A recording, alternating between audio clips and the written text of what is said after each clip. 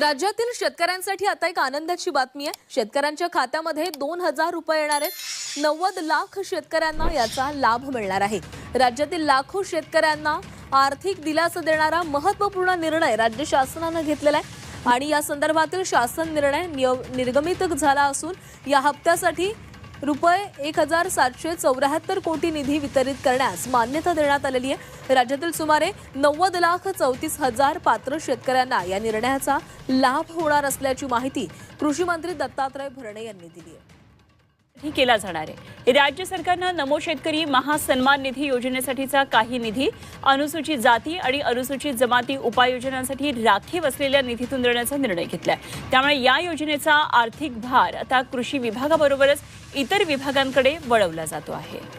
नमो शेतकरी महासन्मान निधी योजनेअंतर्गत लाभार्थ्यांना हा कालच त्याचा GR निघालेला आहे। साधारणतः या राज्यामधल्या 92,36,000 शेतकऱ्यांना याचा उद्या त्यांना तो साधारणतः मंगळवारी किंवा बुधवारी शक्यतो तो कार्यक्रम या राज्याचे मुख्यमंत्री देवेंद्र फडणवीस साहेब असतील यांच्या उपस्थितीमध्ये हा कार्यक्रम आपण ऑनलाईन त्यांच्या अकाउंटमध्ये ते पैसे जमा हे निश्चित प्रकारे करतोय। साधारणतः 1,932 कोटी आणि 32,72 लाख रुपयेचा निधी वितरण मंगळवारी किंवा बुधवारी होणार। त्याचा निश्चित प्रकारे माझ्या शेतकऱ्यांना हा एक थोड्या का प्रमाणामध्ये लाभ